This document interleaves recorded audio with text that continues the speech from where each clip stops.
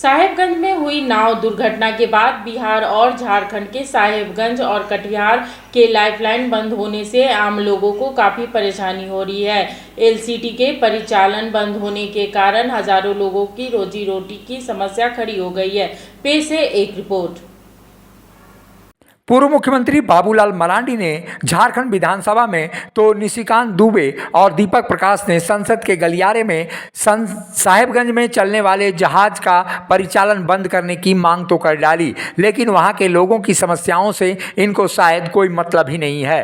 24 मार्च को हुई दुर्घटना में 5 ट्रकों के डूबने की खबर आई, जिसमें कई लोगों के मरने का आरोप लगाया गया, लेकिन प्रशासन की ओर से यह दावा किया जा रहा है कि ट्रकों को रिकवरी कर लिया गया है और साथ ही मरने वालों की संख्या अभी फिलहाल नहीं बताई गई है। लेकिन लोगों की समस्याओं से न तो बीजेपी के नेताओं को मतलब है और न ही प्रशासन को। जो इस प्रकार की लापरवाही और अभी तक तो पता नहीं चल पाया है कितने लोगों की जान गई। अगर औसत भी मानेंगे, इसलिए हम सरकार से मांग करते हैं कि तत्काल एक तो जो समिति जिसका परिचालन कर रही थी वो फेरी सेवा का, उसको काली सूची में डाले, ब्लैक लिस्टेड करे, उसके लाइसेंस को रद्द करे और उन लोगों के ऊपर दफ़ा 302 के तहत मुकदमा दर्ज हो। अब पूरे घटने की सीबीआई की जांच और साथ ही वहाँ के डीसी और एसपी के ऊपर भी उनको भी निलंबित करनी चाहिए, क्योंकि इन लोगों की देख रेख में ही सब काम चल रहे हैं। बिहार और झारखंड के 2 जिलों कटिहार और साहेबगंज को जोड़ने वाली लाइफलाइन गंगा नदी में चलने वाली जहाज दोनों जिलों के लोगों को काफ़ी राहत पहुंचाती है। दोनों जिलों के लोग व्यापार और आवागमन के लिए इसी लाइफलाइन का उपयोग करते हैं, लेकिन लोगों को काफ़ी परेशानियों का सामना करना पड़ रहा है। इसके साथ ही व्यापार भी ठप हो गया है। सैकड़ों ट्रक मालवाहक का परिचालन भी ठप है। ट्रकों के नहीं चलने के कारण लोगों को उनके काफ़ी समस्याओं का सामना करना पड़ रहा है। ट्रक मालिकों को रोजी रोटी की पर भी आफत आ गई है। वहीं ट्रकों को संचालित करने वाले ड्राइवर और खलासी के जीविका पर भी असर पड़ रहा है, लेकिन शायद लोगों को इससे कोई मतलब ही नहीं है। हो क्या रहा है, कटिहार से आ रहे हैं लोग, पूर्णिया से आ रहे हैं, जिनको किसी से ना ड्राइवर से मतलब है ना खलासी से मतलब है, वो कुछ भी बोले जा रहे हैं। कोई यहाँ जहाज डूबा रहा है, कोई बोला जा रहा है गाड़ी डूब गया, कोई ये हो गया वो हो गया, कोई बोल रहा है अनगिनत लोग थे। अरे भैया, एक गाड़ी में 2 आदमी रहते हैं, ड्राइवर और खलासी, तो फिर आधे लोग तो निकल के आ गए, 4-5 गाड़ी गिरे, 5-6 लोग तो आ गए, 3-4 लोग जो लापता थे वो भी मिल गए हैं। और आप देख पा रहे होंगे हमारे पीछे गाड़ी भी बरामद की गई है, हो रही है। इसलिए आप लोग से हाथ जोड़ के निवेदन है कि हमारा को जो है कि बढ़ाइए इसको जो हम लोग पूरा मरे हुए थे, अब और मत मारिए। ये दिखाइए हमारे यहाँ मनिहारी में बाहर से आके सियासी रंग मत दीजिए, नेतागिरी मत कीजिए, यही आप लोग से नेता का धन्यवाद। एलसीटी यानी बड़े जहाज़ों के परिचालन बंद होने के बाद मनिहारी से साहेबगंज आने जाने के लिए छोटी और बड़ी नाव का सहारा लिया जाता है। महिलाएं, बच्चे और बुजुर्ग नाव से साहेबगंज आ रहे हैं।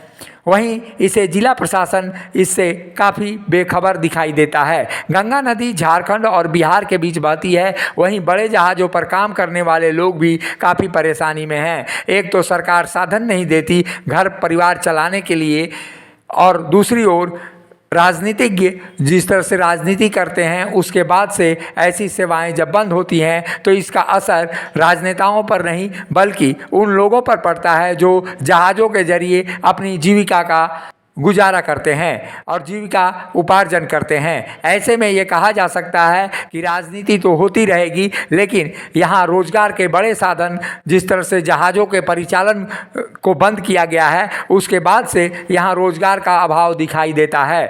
वहीं दूसरी ओर बिहार में डेवलपमेंट और निर्माण कार्य को लेकर भी कहीं ना कहीं रुकावट दिखाई देती है। झारखंड से बड़े पैमाने पर गिट्टी बिहार ले जाया जाता है और लगभग 60% जो गिट्टी बिहार जाती है वो इसी जहाज़ के रास्ते जाती है। साहेबगंज से मनिहारी के बीच फेरी सेवा संचालन को लेकर अब तक जिला प्रशासन गंभीर नहीं है। साहेबगंज से मनिहारी के बीच चलने वाली फेरी सेवा बंद है। इस कारण यात्रियों को गंगा पार करने में काफ़ी कठिनाइयों का सामना करना पड़ रहा है। यात्री नाव से गंगा पार कर रहे हैं, अगर नाव डूब गई तो इसके लिए कौन जिम्मेवार होगा, क्योंकि जिला प्रशासन को नाव के संचालन की जानकारी नहीं है। जबकि साहेबगंज जिले में साहेबगंज से मानिकचक के बीच फेरी सेवा का संचालन किया जा रहा है, परंतु साहेबगंज से मनिहारी के बीच से पूरी तरह से प्रभावी बनाकर रखा गया है। साहेबगंज से मनिहारी के बीच लोगों को गंगा पार करने में फेरी संचालन सेवा नहीं होने के कारण काफ़ी परेशानियों का सामना करना पड़ रहा है। गंगा नदी में LCT जहाज फेरी सेवा ठप होने से बिहार झारखंड का जल मार्ग संपर्क कर चुका है, जिससे यहाँ पे आवागमन के साधन पूरी तरह से ठप पड़े हुए हैं। रोजाना गंगा के रास्ते LCT फेरी सेवा से 4 से 5 हज़ार लोग आवागमन करते हैं, लेकिन फेरी सेवा ठप होने से इन लोगों को काफ़ी परेशानी हो रही है। बिहार के मनिहारी और साहेबगंज के बीच गंगा में LCT जहाज का मामला राजनीतिक दलों की आपसी लड़ाई की भेंट चढ़ता हुआ दिखाई दे रहा है। बीजेपी के नेता हाल ही में हुए दुर्घटना को लेकर मामले को संसद के गलियारे तक ले गए। वहीं इस लड़ाई के कारण आम लोगों का जीवन काफ़ी दूभर नजर आ रहा है। लोग जान खतरे में डालकर छोटी नावों में सफ़र करने के लिए मजबूर हो रहे हैं। छोटी नावों पर ओवरलोड यात्री होने से कभी भी अप्रिय घटना घट सकती है। प्रशासन को फेरी सेवा बंद होने से लोगों को हो रही परेशानियों का शायद अनुमान ही नहीं है। इसके बावजूद साहेबगंज जिला प्रशासन साहेबगंज के लोगों को छोटी नावों के भरोसे रखकर उनकी ज़िंदगी खतरे में तो डाल ही रही है। वहीं बिहार का जिला प्रशासन भी, कटिहार जिले के जिला प्रशासन भी इससे पूरी तरह से बेखबर है और इस पर कोई भी संज्ञान नहीं ले रहा है। LCT जहाज फेरी सेवा का संचालन बिहार सरकार के जिम्मे है, लेकिन सेवा क्यों नहीं शुरू हो रही है, इसकी पहल बिहार और झारखंड को करनी चाहिए ताकि साहेबगंज जिले के आम लोगों को इस परेशानी से निजात मिल सके।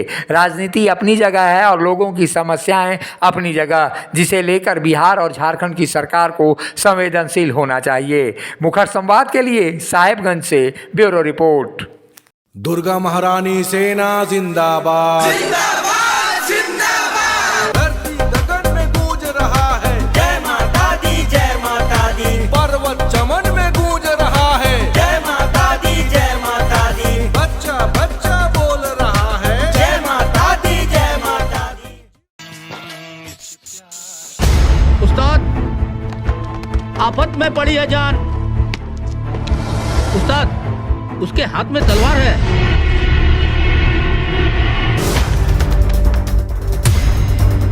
तलवार का मुकाबला पाइप से।